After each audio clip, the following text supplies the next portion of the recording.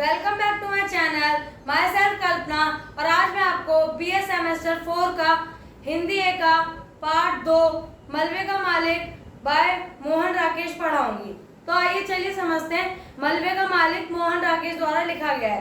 मोहन राकेश का जन्म अमृतसर में हुआ था और मोहन राकेश ज्यादातर अपनी कहानियां मध्य वर्ग के बारे में ही लिखते हैं।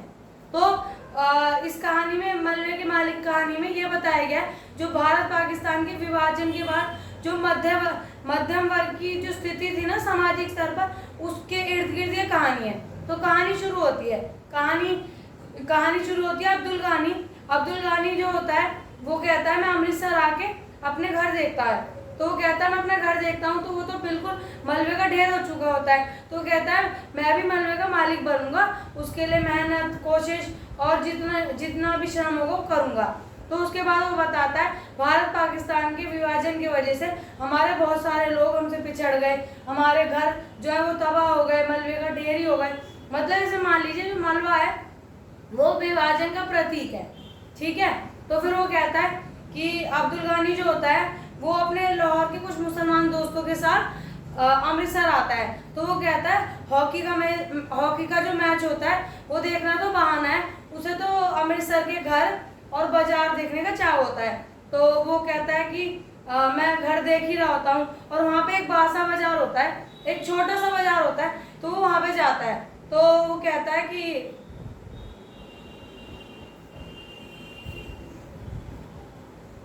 तो वहाँ पे एक छोटा सा बाजार होता है, बासा बाजार। तो वो कहता है कि मैं वो बाजार देखने जाता हूँ, तो मैं बाजार देख ही रहा होता हूँ। तो वो कहता है वहाँ पे एक दुकान थी जो आग लगने की वजह से वो राख हो चुकी थी। तो वो कहता है कि कई समय बीत गया है, तो वहाँ पे बहुत बड़ी बड़ी इमारतें हैं उस बाजार में, परंतु कुछ ऐसे स्थल भी हैं जो ढेर के ढेर ही हैं। मतलब जैसे पहले थे ना राख पड़ी है, वहाँ पे राख मलबे का ढेर ही बना पड़ा है। तो वो कहता है वो ये सब देख ही रहा होता है। तो उसे अपने मोहल्ले का एक युवक मिल जाता है, मुरानी को देख के वो उसे पहचान जाता है अब्दुल गानी। तो अब्दुल गानी और मुरानी आपस में कुशल मंगल पूछते हैं, अपने हालचाल पूछते हैं। और वो कहता है अब्दुल गानी कि यहाँ पे इतना सारा ये ढेर कैसे हो रहा है, यहाँ पे इतनी सारी इमारतें तो बन रही हैं, यही स्थल कुछ ऐसी इमारतें क्यों हो रही हैं। तो उसके बाद हम पढ़ेंगे अब अब्दुल गानी का जो बेटा होता है चिराग दिन जो होता है वो अमृतसर में ही रहता है। तो चिराग दिन की एक मतलब छोटा सा इंसिडेंट ही बताएंगे।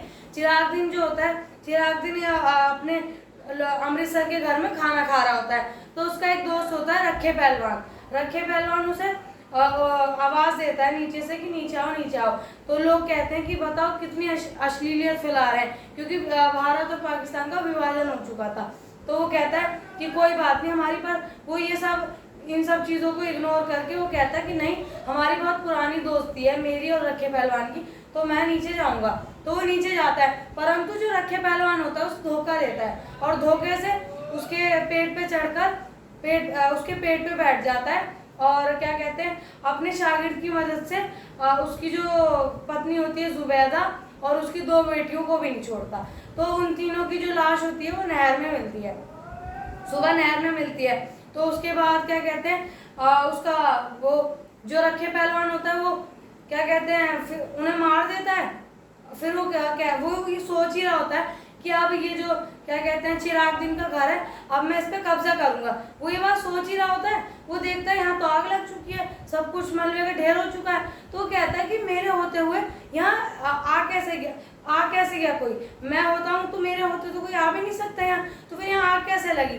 तो ये सोच ही रहा होता है कि वो असमंजस से में होता है कि वो ये सब ऐसे क्यों हुआ।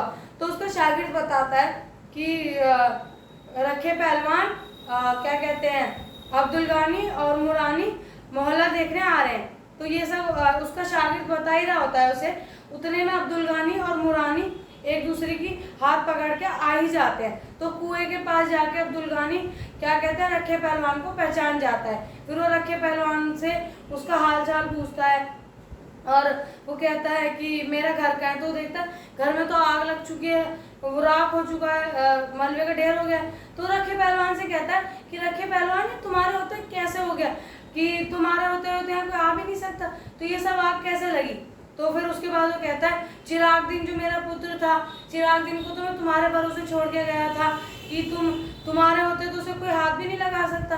तो क्या कहते हैं, वो जो रखे पहलवान होता है उसकी आंखों के सामने अंधेरा छा जाता है और उसकी रीढ़ की हड्डी जो मान लो ऐसे हो जाती कि निकलने वाली, वो मतलब घबराया सा हो जाता है।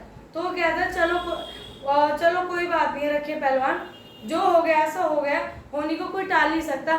जो अब्दुल गानी होता है उसे मोटिवेशन देता है कि जो हो गया सो हो गया, होनी को कोई नहीं टाल सकता। तो कहता है कि कोई बात नहीं, तुम खुश रहो, तुम सलामत रहो, तुम्हें देख लिया तो मैंने चिराग को देख लिया। तो वो इतना कह के चला जाता है।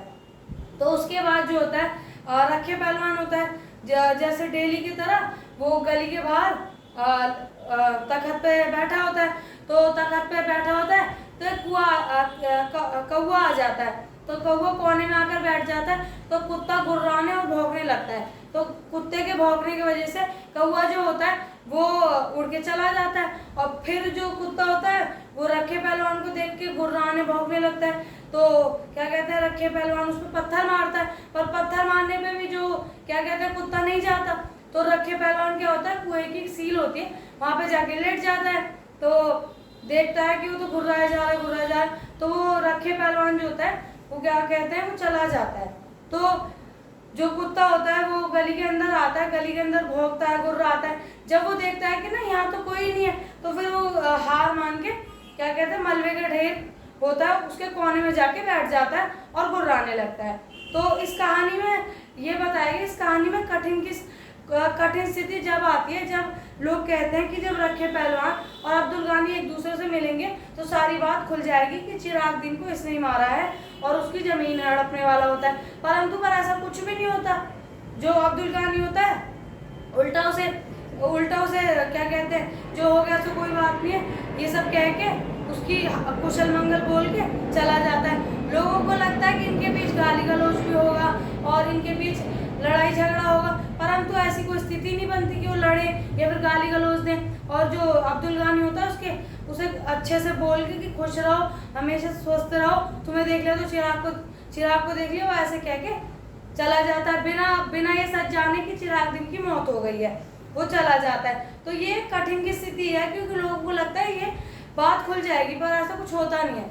तो इस कहानी का उद्देश्य यही है कि इस कहानी से हमें ये बताया गया कि जो मध्य वर्ग है उसकी स्थिति क्या होती है पाकिस्तान और भारत के विभाजन के बाद, और लोगों की सामाजिक स्तर पर कैसी स्थिति हो जाती है, लोग बिछड़ जाते हैं और बहुत से लोगों के घर क्या कहते हैं मलबे का ढेर बन जाते हैं। तो मलबा इसमें एक तरह से विभाजन को ही एकांतिक कर रहा है। तो इस कहानी में बस इतना ही था।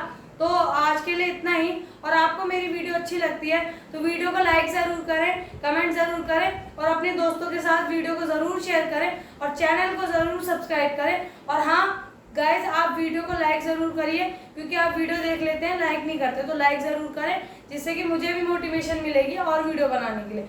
और आप मुझे कमेंट में बताएं कि मैं और कौन से सब्जेक्ट और कौन से चैप्टर की वीडियो बनाऊँ। तो गाइज अगली वीडियो में मिलते हैं।